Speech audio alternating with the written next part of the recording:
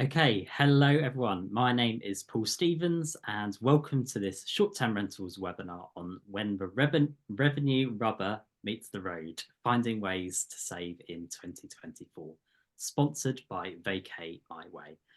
You've just been watching a preview video to our annual Shorties Awards, and now that the entry, judging and voting periods are out of the way, what are you waiting for? Go ahead and book your tickets to the in-person award ceremony in London on Tuesday, the 23rd of April, and the link, I believe, is in the chat now.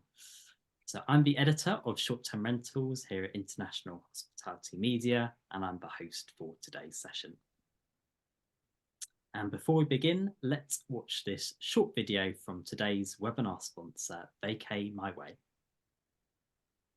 Additional fees from vacation home rental sites have gotten out of control, but there is a better option. VacayMyWay is a booking website that has no guest service fees and no surprises at checkout. Basically, you can get the same vacation home for less with VacayMyWay. They have properties all over North America, including Lake Tahoe, where you can ski right up to your place. It's also great for hosts who list their properties because they keep more of the revenue. Avoid frivolous fees and use your money on adventures like skiing in Lake Tahoe instead. Change your vacation expectations and get more for your money with Vacay at VacayMyWay.com.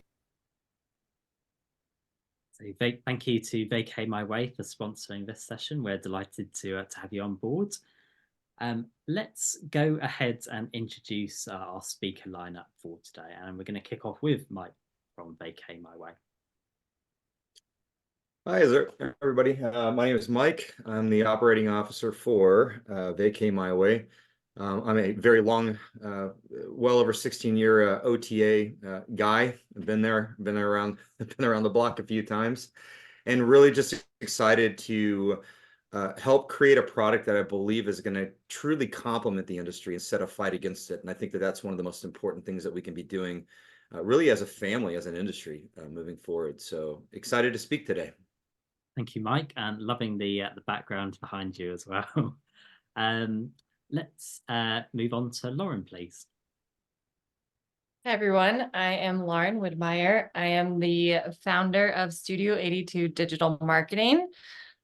We are a vacation rental marketing agency. We specialize in SEO, content, paid search, and paid social. And I personally have been in hospitality marketing my entire career. I started out in hotels and have transitioned into vacation rentals in the past, I believe it's about 8 years at this point. So yeah. Thank you, Lauren. And moving from left to right, we have Gerard next. Hi, Gerard Lester. I'm with Extenteam. Been there about 2 years, but I've been in the industry for about 10 years, working with property managers, both large and small. I love this industry. It's exciting for me, and I love working with property managers. Thanks. Thank you, Gerard. Next up, we have Mike from Turno. Hey, everyone. Thanks for having me. I'm Mike O'Connell. I'm the head of partnerships here at Turno. I'm happy to be here today. I'm a lesser veteran in the industry, but I've been with Turno for almost 3.5, 4 years now. So I'm happy to answer any questions you guys might have. Thank you, Mike. And last but my name is Lisa, we've got Dawn.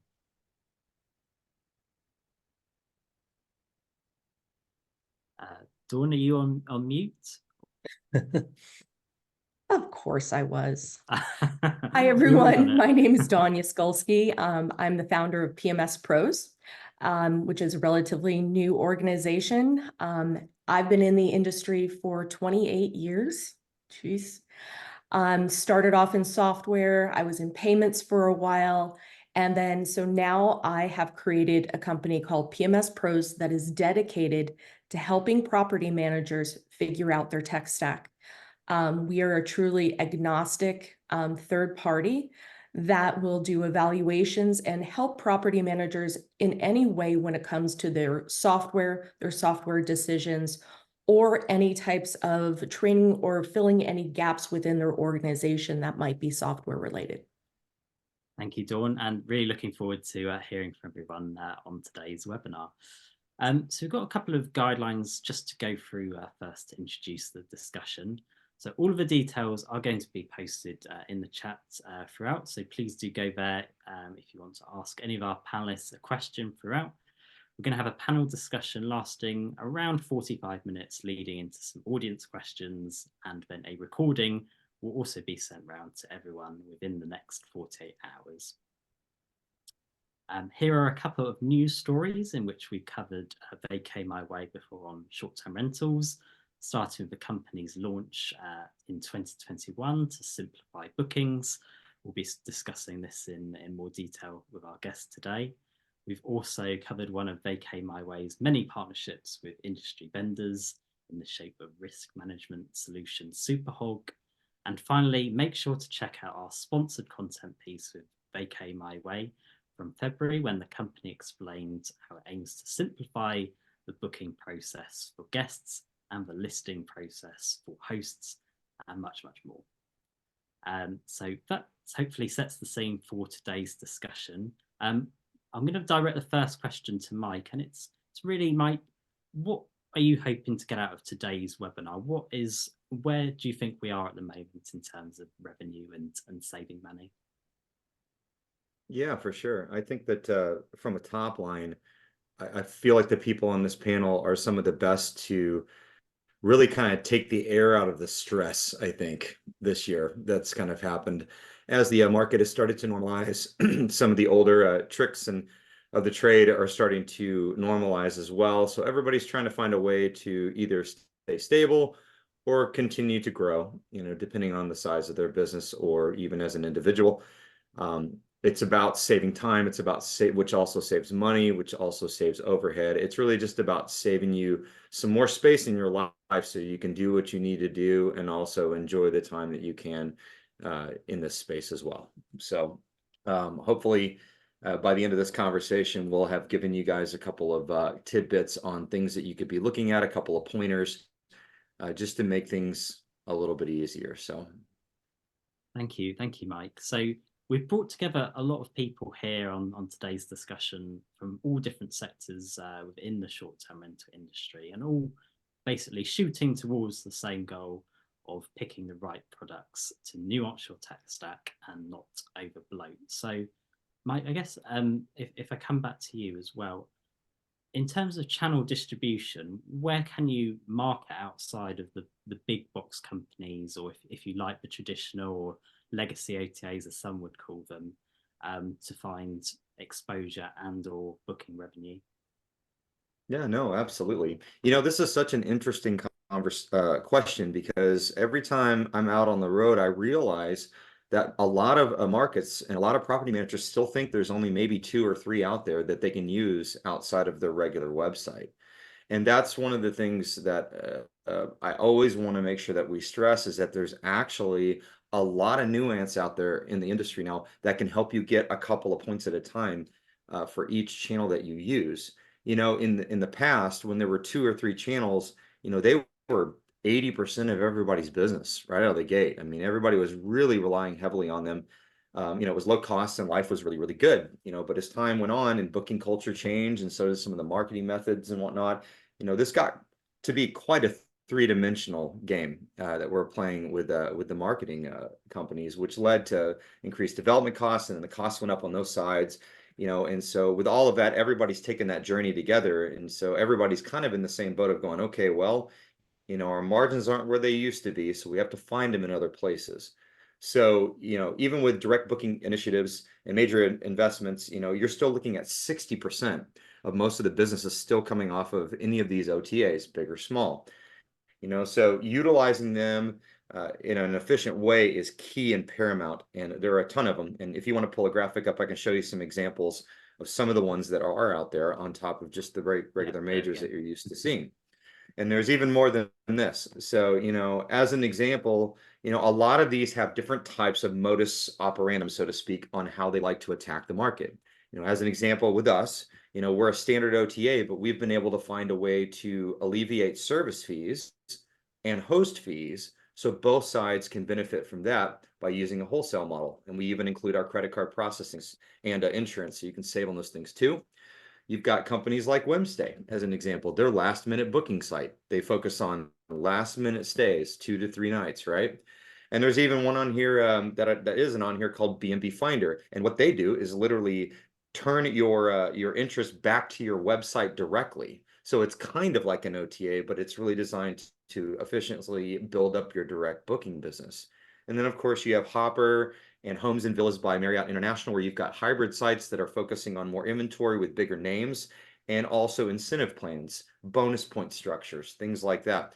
There's great ways there to be able to gain a bunch of points there, save money, send your staff on trips, with those points and things like that as well. So I think from a top line, we just need to be very aware that there is actually a lot of options out there. Even D-Travel actually uses Bitcoin. They're a Bitcoin-based travel site, so you can use your Bitcoin investments to travel and spend there too as well. So, if you feel like you've been compartmentalized even up to this point with only having a few ways to market, it's simply not true anymore. And these are things that you should be looking up and researching and checking in the market, because if you're 10 to 12% occupancy behind this year, let's say that's about average on where everybody feels. By adding 2 or 3 or maybe even 4 of these through your channel distribution or through your PMS software can get you those extra 8 to 10 points back that you're missing. Even if it's 1 here, 2 here, 3 here, they all utilize value for you. So I wanted to kind of start by talking about that really and being mindful of that. Thank you, Mike. And of course, you've kind of got you've been in the industry, as you explained, for some time. You've worked previously with other software companies too. You've also worked on the OTA side with HomeAway, Verbo. So you're probably quite well placed to answer my next question. But talking there about the different types of booking channels and OTAs and seeing how all of that evolves, what do you think travelers and guests most value from a booking channel? And maybe conversely, what do hosts also value? Yeah, I mean, there's a little bit of reiteration here too as well, but really what it is simplicity and fees right now. Everybody is trying to save $1, but they're also trying to find a way to have a traveler have less clicks to get to the end of the cart to make the booking. Part of building confidence in an industry is being able to especially entertain this with new travelers, because new travelers are used to hotel sets. They just go in, everything's wrapped up in one shot, they book and they go. But now after post-COVID and everybody realizing that there are more safe or more secure or more private ways to travel and have more space, they're interested in this space, but they want to find the best way to educate themselves out of the gate. A lot of the bigger ones are quite intricate. They've got lots of bonus points systems. You can book kind of and package all of your big hotels and cars and flights and all that in one shot. But a lot of the travelers that we're finding are budget conscious right now. They're spending one part of their paycheck on one part of the trip and then their next paycheck on the next part of the trip. And they like having the power to be able to budget that on their own. So anybody that's out there in the space that's giving them the opportunity to kind of break this up a little bit, make it very easy to find more properties, because, when you're looking at a site that has 15,000 opportunities in one area, and then you go to another site and you've got maybe 150, a lot of times the human brain is going to be able to compartmentalize that a lot easier and make a better choice. And they're going to see similarities across all the sites. So the quicker that they can come to a decision on a Sunday night with a glass of wine or something like that, the better they feel like they've conquered something. They've conquered that vacation. They've done what they needed to do. And it's like I said, it's just getting that solution to them as quick as possible, then them go into the cart and seeing maybe 2 or 3 line items tops. So it's easy to dissect. They can see the nightly, they can see the taxes and any fees. There's the total. They click and they book. So to wrap all of that back up again, like I said, time is short. Lots of families out there, and you only have so much time to really spend on this stuff, even though vacations are paramount. So the quicker you can make it to where you can create a solution and do it cost effectively, that's who's going to win the race. Thank you very much, Mike. And I've got plenty more questions that we can ask you, but I'm going to make sure that we get around to other panelists as well today. Let's come to Dawn next, because we talked there about continuing on this thread of cost effectiveness, Dawn, and you yourself have got plenty of experience in the software space. So I guess when we look at how efficient PMS systems can save time and overhead, how ultimately do you think we can pick the most cost-effective PMS system out there? That's a loaded question. Cost effective means very different things to different types of PMS users. And the variety of PMSs from when it comes from a functionality standpoint is just so varied.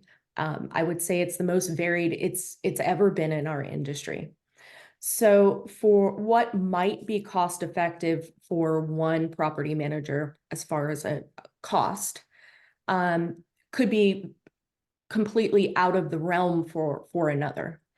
And it all depends on what the comfort level is of the property manager and what method they want to use to pay for their PMS. So the standard, well, it used to be the standard, but seems like we're veering away from that, is on a price per unit. So very simple math. If I'm a property manager and I have 100 units and my PMS quotes me $22 a unit, I know month after month what my bill is going to be. So I know what my costs are. Now we have other PMSs that do either a percentage-based model. Now it's no longer based upon how many units I have, it's the amount of revenue that I generated and I ran through the software. And that could be 1, 2, 3% of that revenue. So one provides stability and kind of this continuity, so you know you can budget. The other might fluctuate with your reservations and your bookings. And then finally, we've got stuff that is hybrid, where it's a combination of a flat rate and a percentage. So not only are the PMSs varied in the functionality that they provide, it's also the pricing models are all across the board. So what we try to do is help the property manager understand that and find what they're most comfortable with. And of course, yeah, you've also worked at several PMSs before, Dawn, and now with PMS Pros, you're a software services consulting firm founded just this year, literally. What if a user or an owner or property manager is planning to switch software as well, particularly this year? What do you think they most value from a PMS? I would say the first thing is to evaluate if a new PMS is truly needed. Lots of times there's frustrations and it's just mounting frustrations with between the user and the PMS. And they make an emotional decision, say, that's it, we're switching, and dive headfirst into evaluating other systems. My advice is to take a breath, have someone, I'm not making a plug for myself, but someone that's an expert in that PMS, do a deep dive with you to find out, hey, do you really need a new PMS? Are you just not using this one to its fullest capacity? Are you not using it properly? And then let's evaluate, maybe there are some tweaks or changes that can be made, or a third party to compensate for whatever area that might be lacking. If none of that fits, then we'll help them with the evaluation process and really do a needs evaluation where you sit with every department and say, okay, what do you need that you don't feel like you're getting? And then at the end of it, you bring everything together. And that's when you're able to sit down with all the decision makers and say, this is what I'm hearing you need. Is this correct? Okay, let's then translate this into the PMSs that we would look at. So it is, it really is so personal down to each company, because we all know that property managers operate very differently depending on where they are. So it's finding that right fit for them, and then making sure that they're comfortable with what the ongoing costs are going to be. And with PMS Pros as well, you match pros with clients as well. So could you explain a little bit about that? How does that kind of make the process more stress-free and energy efficient as well? Well, every PMS is different. And if someone said that they're an expert in all PMSs, That would be difficult to believe. Streamline, very different than Escapia, very different than Track. And the pros that I have, that I work with, they are all experts in a specific PMS. Some have experience with two. These folks were either power users at a property management company, or they were employees of the PMS, and they worked in some capacity of training, onboarding, support. So they truly are able to dig deep into the software and provide that property manager the assistance that they need. We want to be able to sit and go get very granular with someone regarding how they're using the software. It might just be the difference of, let's add an automation. Did you know it can do this? And then that just kind of has a domino effect into other efficiencies that they could find in the software. So it's very important. We didn't want to just come out here and be a consulting agency that talks about theories or operational efficiencies. We wanted to provide that specific PMS knowledge that will truly help each property manager. Thank you very much, Dawn. We'll have some more questions for you a bit later as well, but we will go on to our next panelist as well. So we'll go on to Mike, please, from Turno. Turno Mike or Mike Turner? I'm not sure. Mike, either or. So Mike, you work for Turno, and for anyone familiar with the conference circuit, they'll know you as a software as a service platform that integrates and automates and simplifies recurring property services, particularly on the cleaning side. Dawn mentioned it there about automation. So how can ultimately home automation softwares like yours save owner costs and reduce overheads at the same time? Yeah, I mean, the answer's in the question in itself, right? So, using automation software is important to everyone's business, whether it's us, at our companies or property managers, right? And one thing that I try to really drive in is, I think people tend to try to like either over automate or under automate. And I think you really need to take a step back and kind of evaluate your current tech stack and, kind of see, where are you spending the most time? Are you in the PMS too much? Are you having trouble with your scheduling tool? Really do a deep dive audit of your business. And sometimes we'll talk to clients and there might be a feature in their PMS that they're not, utilizing that could save them a ton of time. So I think the goal is to, deep dive into, what you're currently using, evaluate where you need to free up time. So if that's scheduling cleaners, come to Turno or Breezeway. If that's, revenue management issues, go to a Price Labs or, a Wheelhouse, something like that. So I think that people really need to own kind of where they're spending the time before they go crazy trying to add in tech. That's just my advice on that. And that idea of, again, efficiency and energy efficiency. I mean, how important is it in these times for property managers to be energy efficient when it comes to simplifying and automating? It's extremely important. I remember a time like 2 years ago where everything was just running great and, people were scheduling out cleaners on Excel sheets, whiteboards, and everything was fine. If you missed a cleaning, it was no big deal.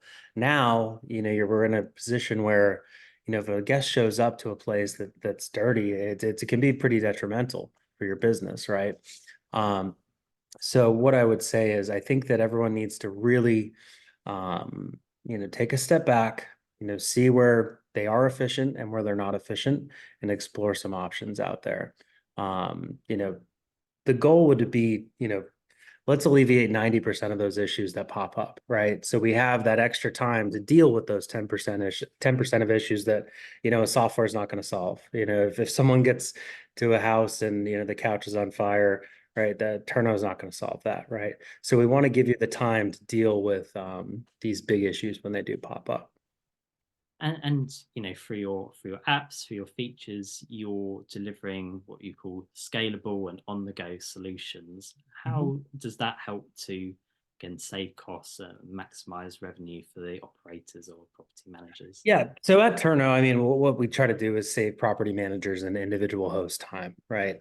So one of the biggest features I would say that is cost saving is our payroll automation. So every time a cleaner goes out and completes a cleaning, Turno is going to process that payment automatically. I don't know how much time people spend, at the end of every month reconciling all the invoices from their 37 cleaners, but that adds up, right? So that's a way that we can, save countless hours for property managers and individual hosts. If you have 1 or 2 properties, it's easy to hook up Turno and just pay your cleaners as they clean. And the fact is that this is also a global solution as well. I think you're available in 7 languages. How important is that global scalability? Yeah, it's been very important. We've been scaling in countries, some organically, or admittedly, we're like, wow, look at all these cleanings happening in Dubai. We don't have anyone there, right? So it's, automation and cost saving, it's global, right? So we're able to, service people in places where we didn't think we probably would be. But yeah, we're available in 7 languages, have support 24/7 in all those languages, localized in like 86 countries now. Wow. Okay. Thank you, Mike. We'll return to you in due course, but thank you for clarifying some of those questions and helping us to learn more about Turno. We haven't touched much on marketing yet, and the perfect person to do that is Lauren. And Lauren, just before we get into the real meat of the marketing side and targeting your core audience, could you just explain a little bit about what Studio 82 is and why someone would approach you? Sure, of course. So Studio 82 is a digital marketing company that is really here to help property managers grow their brand specifically. So our whole goal is really to grow your brand awareness, drive traffic to your direct booking website, which is typically your lowest cost per acquisition. You're not paying channel fees, and kind of garner that guest loyalty. And so that's truly what we do. We have a couple of ways that we try to accomplish that. We have SEO and content, which really go hand in hand. SEO is search engine optimization. So that is really trying to grow your organic presence online. And the way to do that is really creating supporting content to allow you to rank for keywords specifically that your travelers might be searching for. And then implementing it on your website and then optimizing it. There's a lot that kind of goes into the back end technically to make that successful. But that's why there are experts that do that. And then we utilize a lot of paid search marketing. So that's primarily, I would say, Google ads. And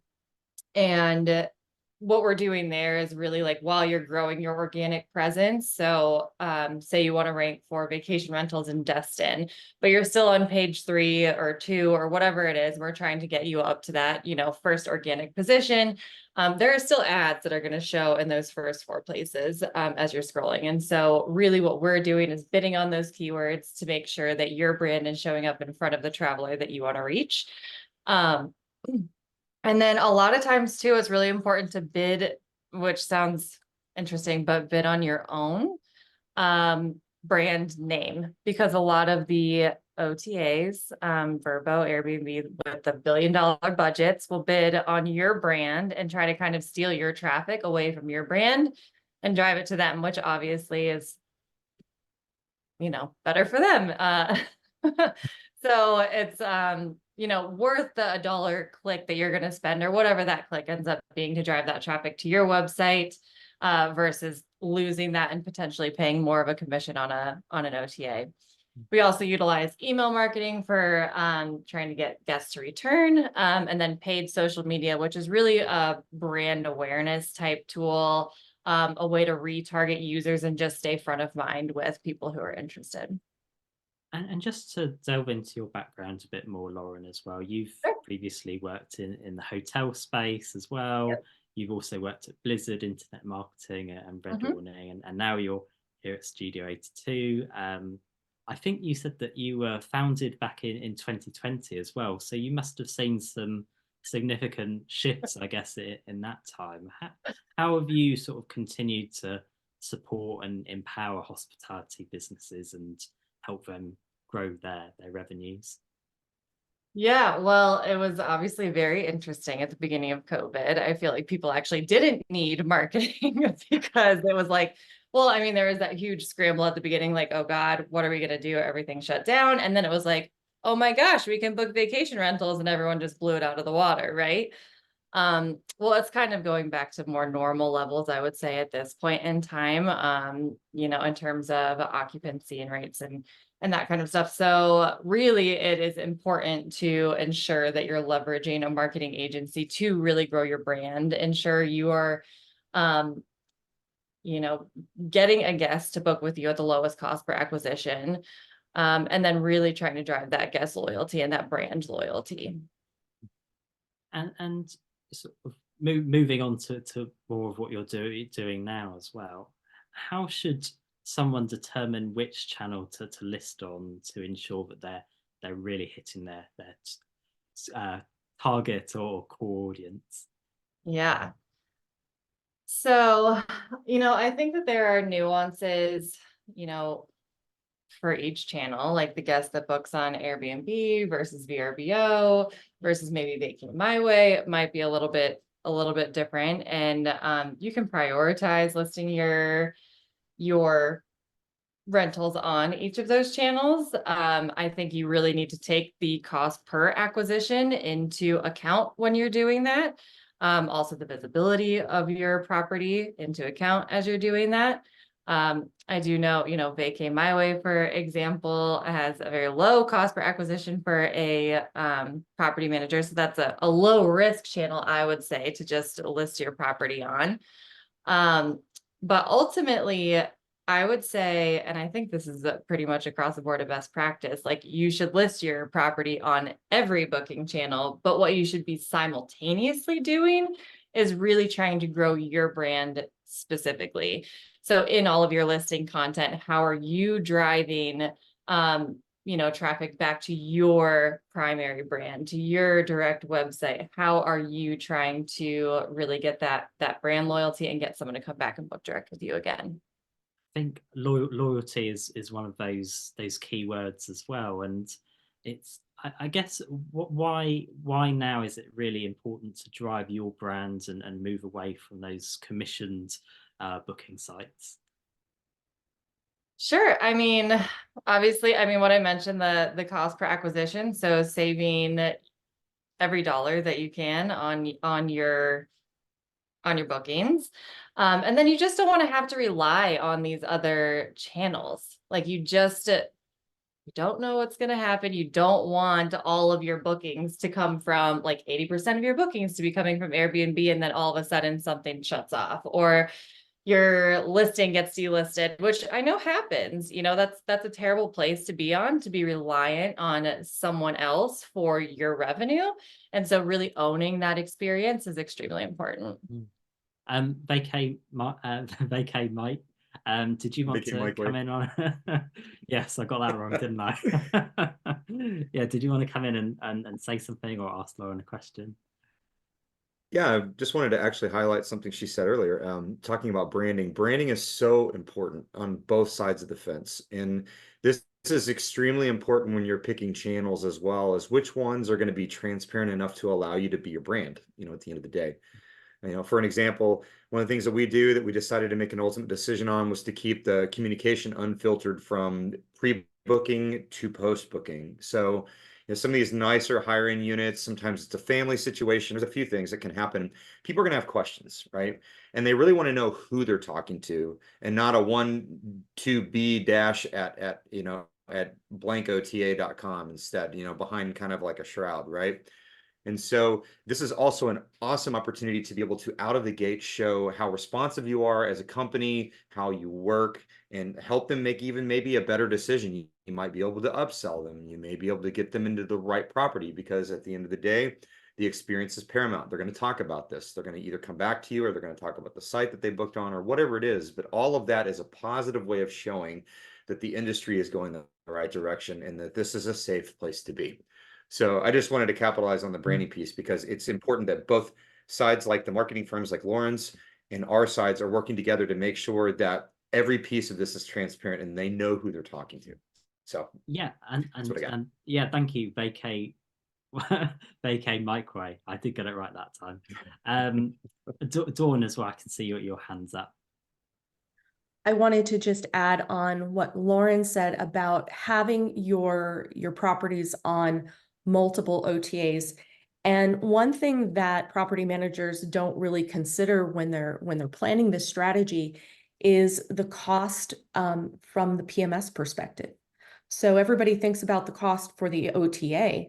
A number of the PMSs also charge for any OTA bookings on top of what you're paying to the OTA. So, and those fees can vary depending on the channel. So depending on what model you have with them, I just did an analysis for a customer who's 80% reliant on OTAs for their bookings. And we looked at their total revenue and factored in additional percentages on that. And it nearly doubled their software costs.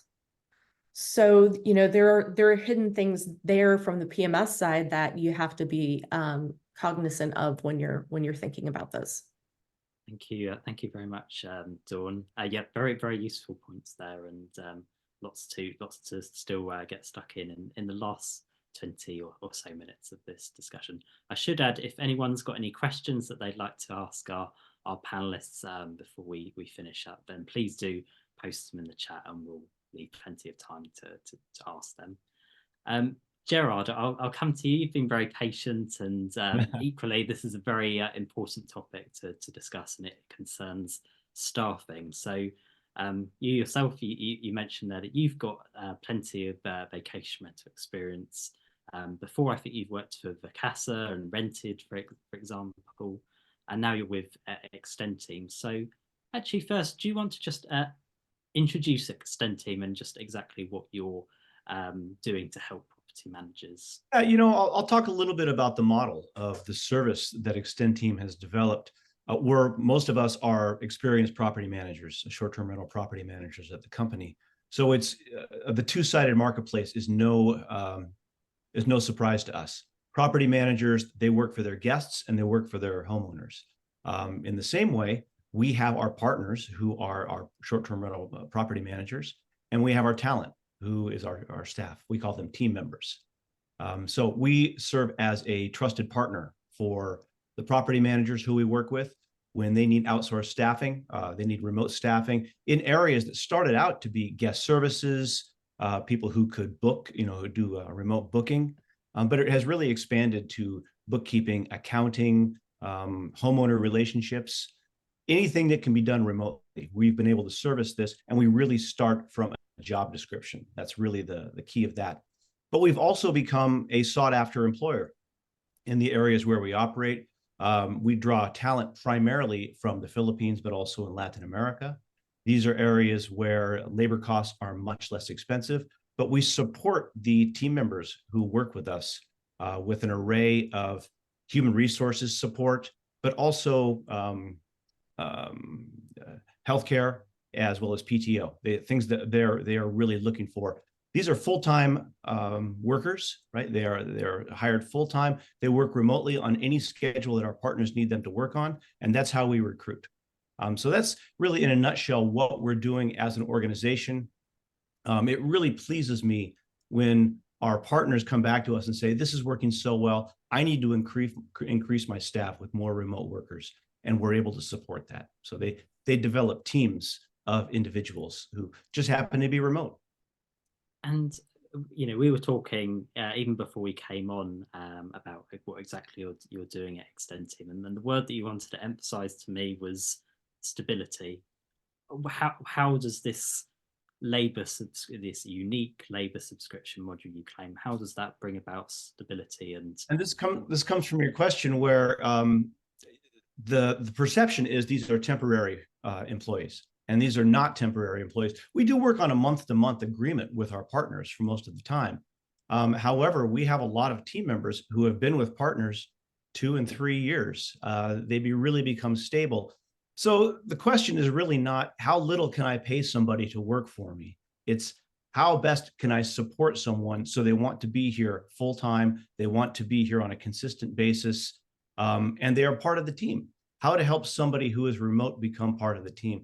That's where a lot of our focus has been over the last couple of years, is how to increase the support, how to increase the connectivity. There are situations where somebody doesn't work out. Again, we're not a software company. We deal with humans, and we can't control what everybody wants to do. So sometimes a team member may leave, and it's frustrating for the employer, like it is in any situation. But we have a talent assurance program now. This is something we've been developing this year, where we can really source somebody to replace a team member in a short notice, but we also support that financially. If somebody leaves without notice, then we'll support that for the first couple of weeks with no charge to the team member, or rather the partner. Thank you, Gerard. We did have a question in the chat from Maria Valero. It says, do you have entities in those countries? Maria, if you could just clarify that question just a little bit, exactly what you mean by those countries and what you mean by entities, and then I'll make sure that we ask Gerard that question. Gerard, going back to that, how do you help property managers control and lower their labor costs as well with the temporary staffing? How does this all work? Yeah, this caught my attention in California. Don, you'll have to back me up on this. I think minimum wage at fast food organizations is up to $20 an hour. On top of that, if you're an employer and you're paying $20 an hour and you're paying another third on top of that in overhead, our service is just a wage, right? You're just paying an hourly. Our company absorbs the overhead. So we support all of the functions on top of that include the support that human resources is able to supply, as well as benefits. So it's a tremendous savings to our property managers. I think the real challenge is how to control those labor costs, but still maintain quality and the consistency that you need. I think to the question somebody had about whether or not we have entities in the areas where we work with our talent, is the answer is yes. I mean, we have a full recruiting and human resources staff in the Philippines, and we have for years, and it's been very successful. And one of those key points there is that you're sort of learning about hiring temporary talent, or maybe you don't want to use the word temporary actually, but employing talent to be versatile across a business. They can be working from, in customer service and all these sorts of things. But how does that ultimately drive exceptional service and drive those 5-star reviews to help save revenue and improve things down the line? Yeah, this really comes to do with the consistency that's developed and the relationships that's developed between a remote employee and their the partners who they work with. Over time, they become trusted members of that business and are really able to take on more and more responsibilities. They're also able to provide excellent guest service, not just kind of read it from a screen guest service that we are all frustrated with. When somebody can really provide that human connection. Look, when I came to Extenteam 2 years ago, I was really skeptical.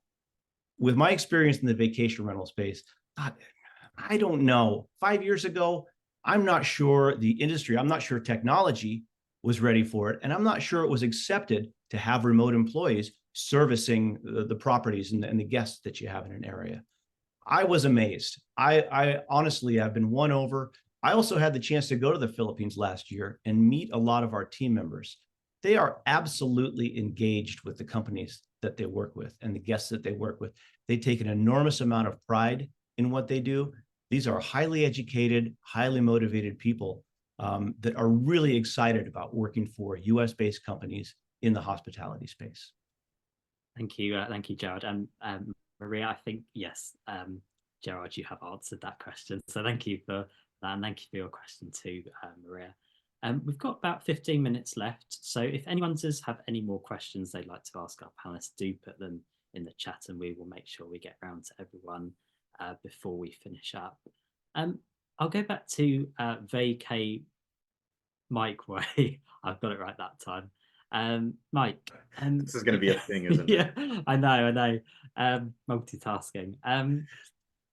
We were talking there about the evolution of OTAs and booking platforms, and you sort of laid out the differences between like yourself and Wimstay and B&B Finder. But you at VacayMyWay, you've got this wholesale pricing model. So could you explain a little bit about how that lowers cost for the guests and maximizes the revenue for the hosts as well? Absolutely, for sure. So one of the things and the reason why we decided to do a wholesale model was because it keeps it out of the host and PM's responsibility. Our biggest thing that we wanted to be able to do out of the gate from the B2B side was to make sure that whatever nightly rate you're trying to get, that you get that return to you 100%. On the traveler side, typical service fees will run you somewhere between 15 to 20%. And so by keeping our wholesale within a 9% time frame, they're saving between 6 to 7% every time that they make a booking as well. So to give you an example, so if you're a property manager and you want to put your properties on the site for 200 pounds or $200, we'll say, right? What you're going to find is that we're going to automatically bump that up to 219 or so on the site. It's virtual for you, so you don't have to worry about it. But what that does is covers our costs and still leaves us plenty of margin. And we can cover your credit card processing fees and also offer liability and protection for the traveler and yourself, all in that same booking. So the ultimate goal here is that not only is the property manager saving their 3 to 5% or 7%, or depending on which commission structure they're using, they're also saving 2.5 to 3% on the credit card processing fee as well. So it becomes quite an awesome opportunity to add a caveat to their booking stack by using Vacay's logic. So at the end of the day, the traveler saves, the host saves, and we all still make money at the end of the day and have a great experience. And that's really the way you run a good business. Everybody wins. And you've alluded to the fact that your sort of unique differentiator is really this idea of no hidden fees and no surprises. I guess, sort of following up on that, how do you think we can restore confidence and faith and ease of use in the whole booking process end to end? No, you're absolutely right. I talk about this with the team all the time. By doing something like this, you're not trying to change the world. You're trying to change a mindset, which is completely different. I mean, that is like letting people know that it's okay that these options do exist and that it's okay that these products actually are what they are. I've seen a lot of direct booking websites trying to do the same thing, as being like, look, it's okay, like it's really not that much. We do charge this without this and this and this, and so by us all banding together like this and having multiple options in the space that are starting to understand this, or at least lowering their fees, we're starting to see a little bit of a revolution here. It's funny. There was I think it was a Focusrite survey. Hopefully I'm quoting that correctly, that came out about a month ago saying that the recent polls were saying that they were going to use the major websites. So the major booking websites, over 90% of people were going to use those as a foothold to find a property. Then they were going to go elsewhere to book it somewhere else. So it gives you a general idea on what the mindset looks like right now, as everybody is going, there's clearly another option out there. I just need to find it. So the best way we can do, and I mentioned this to everybody on the call, is band together how you can, brand together, collaborate together, and this is how you can make those changes happen. Thank you, Mike. A very good way to close off that little segment there. And we've got a question there about where can we see the name of these companies you're talking about from an anonymous attendee. If you look up in the chat, then we've got everyone's names, their companies, and their LinkedIn profiles, so you can connect with them directly. Is that Lauren? You asked a question as well. Do you want to ask that?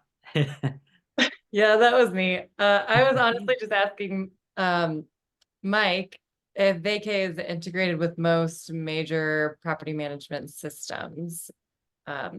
We are connected to about 5 out of the 10 right now and growing like a weed. So, you know, one of the big things that happened when I got here at the end of last year, and we really fully commercialized this model, really started to look at it, was the amount of B2B business that came to us was extremely fast. You know, we went from being a little website with about 4,000 listings to now we got 10 on the site with another 60,000 coming on immediately. And so one of the cool things I love about Vacay is that the original founders remembered to develop and build on development first before they actually released a product. So we're backed by a development firm called OK Systems that has over 400 developers, and it allows us to move very, very quickly through these changes, which is great for property managers too, because as you know, as you see, PMSs change or they evolve, or a new one will come out and things will change. People will move around. They'll go to different fences. And so we plan on having most of those integrations done by midsummer coming up. We've got about half, I would say, of the big ones right now. And then from there, we're going to focus on mid-size and then go to small as well. You know, our goal is to be best in class by being able to give everybody the option to use the service. Thank you very much, Mike, and thank you, Lauren, for the question. Actually, I'll come to you next, Lauren. I'll try to get around everyone else before we finish up. I guess, Lauren, any key takeaways or a key bit of guidance you'd like to leave with the audience today from today's discussion? Oh, geez. Well, I would say, you know, one of the things I think we touched on a lot was really owning your brand experience, no matter where that happens. So whether that is on an OTA, you know, how are you going to get them to come back and book with you again? You know, what is the entire experience from the time someone finds one of your properties until they check out? And then how are you fostering that relationship? Obviously, I'm going to say it's extremely important to have a direct booking website. And if you wanted to grow your specific brand and own that. I will say there is kind of a tipping point for when you want to build like a big custom website and really heavily invest in your direct marketing efforts versus, you know, if you have 5 properties and you're trying to slowly grow, maybe a templated website is totally fine. But to have a place where you can drive traffic and get people to start recognizing you and allow them to come back and book with you again is just so important. Thank you, Laura. I'm sorry to put you on the spot there. You're good. Mike from Turno, I'll ask you the same question as well. Any key takeaway you'd like to leave with the audience today? Ooh, key takeaway. Other than, you know, just knowing that there's a lot more options out there, you know, we don't need to stick, you know, to the same things that have worked in the past, whether that's, you know, OTAs, PMSs, there's always new technology coming out. So just kind of keep your eyes open. Thank you, Mike. Dawn, same question. One key takeaway or advice you'd like to leave with the audience? Was I that would for say me? that. Oh, I'm sorry. No, I'm not on mute now. I heard that right. My key takeaway or words of advice that I would give is don't make rash decisions based upon emotion and frustration. When you're evaluating your tech stack, really think of it as a puzzle. And if your pieces don't align, it's just going to cause more frustration. So do a complete evaluation of what it is costing you, because I talk to property managers and they say, oh, I'm only paying X amount for my tech stack. And when you really start adding things up and looking, it usually is more significant than what they realize. So I would say just be aware. Don't make rash decisions, and make sure that you're poised for growth. Excellent. Gerard as well. Same question to you. Yeah, great. I think property managers, DIY is great to a point. And then really choose who your partners are. Work with organizations and people that really want to support you and see business in a similar fashion, whether that's digital marketing or staffing or housekeeping. And so there are options out there. Seek those options out. And there's some good people here to talk to if you want to. Absolutely, there are.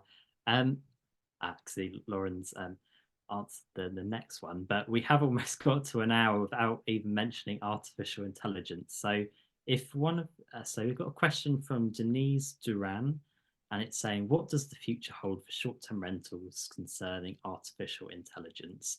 I don't know if one of our panelists wants to put their hand up or dive straight in. Gerard, actually. I'll do that really quickly in that this is pointed to a lot in guest services, that artificial intelligence will take over many guest services functions.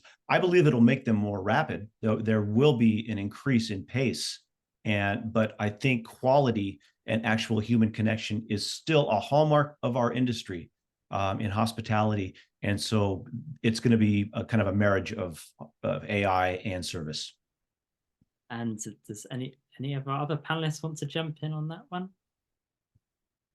You know, it's funny that you mentioned that, Gerard. At the Library show, they had John Suzuki, who is an old industry veteran, speaking, funny enough, and he actually put up on the screen a Chat GPT question about this. He goes, hey, can Chat GPT actually design me a presentation based on how AI and the human interaction should work together? And even Chat GPT came back and said, AI is all well and good, but it'll never surpass the empathy of a human touch. So it's the same situation. It's a collaboration. AI can help maybe get you to some solutions or some options quicker. Then the next piece is where the experience picks up. And the experience will always be at the human touch. Thank you, Mike. That seems like a perfect way to conclude today's webinar. So I want to say a big thank you to all of our contributors today, to Mike from VacayMyWay, Lauren, Mike from Turno, Gerard and Dawn. You've all been fantastic and great to hear your insights today. Got a couple of slides just to run through very quickly before we close off. They're coming up now. Yep. So we're back on Tuesday, the 30th of April, for a webinar on the blurring of travel, hospitality and retail. The silent link is in the chat now. So a completely different topic in, 3 weeks or so's time. As mentioned before, the 2024 Shorties Awards are fast approaching. It's always a great night of celebration and fun. We've got several of our panelists joining, I know. So book your tickets now via the link in the chat, and we can't wait to see you at our in-person award ceremony on Tuesday, the 30th of April in London. For opportunities to work with us, please do contact please do contact my colleague Jordan using his details on screen now. It's a great time to be working with us at Short Term Rentals as we gear up for the Shorties Awards and work with us across lots of different types of media. So why not get involved with us either as an event or a content sponsor? So we're going to keep the session open for just another 2 minutes if you want to jot down any of the details from the chat, and there's been quite a lot mentioned so far. Big thank you to VacayMyWay, of course, for sponsoring, and to our excellent speakers today, and of course to all of you for tuning in. We'll see you again very soon. Thank you very much, everyone.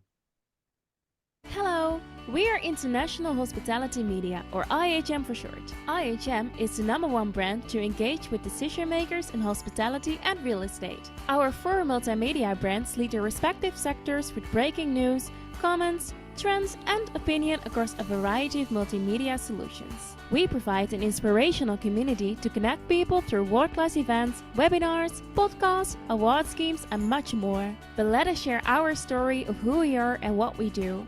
Over 10 years ago, Piers & George had a light bulb moment to provide expert opinion, comments and low-cost digital content. And so they went on a journey over the past decade, creating media platforms to serve the hospitality and real estate industries. We now have an engaged audience with a reach of over 60,000 monthly visitors across our website, 48,000 of our email database across all the sectors, and over 67,000 across our social channels. Everything we do believe in challenging the status quo. We believe in thinking differently. We make things simple and very easy to work with us. And we're a friendly bunch too. We offer creative solutions to help you achieve your business goals. Read, watch, listen, meet. With IHM, Contact us for a chat today. Just look at some of the brands we have worked with recently.